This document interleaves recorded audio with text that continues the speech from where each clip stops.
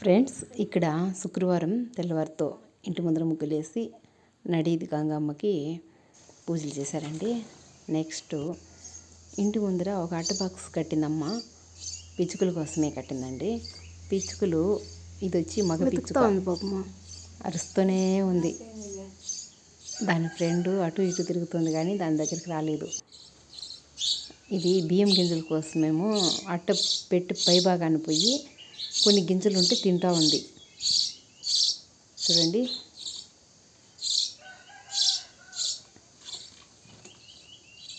ఎంత బాధపడుతూ ఉంది దాని ఫ్రెండ్ కోసము. అది అటు ఇటు తిరుగుతుంది కానీ లోపలికి పోలేదు.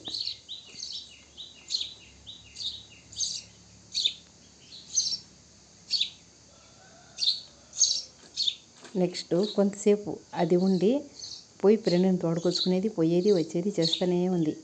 ఇవి కొంతకాలం మాత్రం ఉంటాయండి. గుడ్లు పెట్టి పిల్లలు చేసుకుని వెళ్ళిపోతాయి. ఇంకా ఇది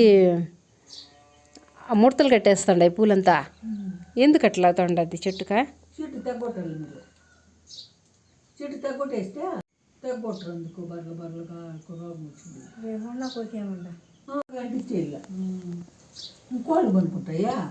ఉంటాయి, పట్టాయి బెగాన్న కొనుక్కుంటాయి. 2 కలలు మంచి ఎరువు కూడా ఉండాలి కదా దానికి కింద. అవును, ఆ నేల ఒకటే కదా, మొన్నే కదా ముందు నుంచి ఉండేదే. మంచి ఎరువు పడితే దానికి. చెట్టుపేట కాడ ఉండేది ఎరువు కదే. ఎరువు టమాటా చెట్టు, టెంకాయ చెట్టుకి, టమాటా చెట్టుకి,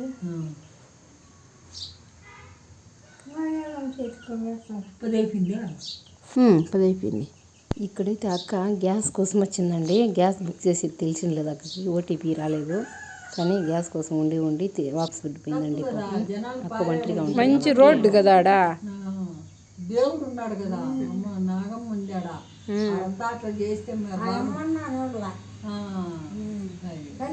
ఒంటికి బాగు దేవుడు ఉన్నాడు కదా. చెప్పాను నా పద్ధతి.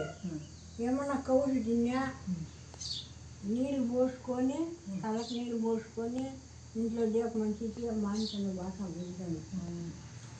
ఇక్కడైతే అన్న చెరువు దగ్గరికి పోతే ఎవరో 4 చేపలు ఇచ్చినారండి.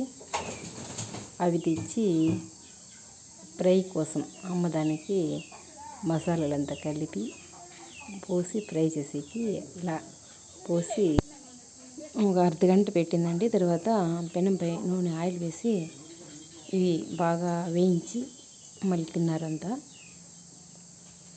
దానికోసమే ఇప్పుడు అమ్మ ఇట్లా ప్రిపేర్ చేస్తూ ఉందండి. ఇవైతే కూర చేస్తే బాగుండదు అనేసి ఇలా చేస్తేనే బాగుండదు, ఎందుకంటే ముళ్ళు ఎక్కువగా ఉంటాయి వీటిలో. ఇప్పుడు ఫ్రై అవుతూ ఉంది. భోజనం టైం అయింది.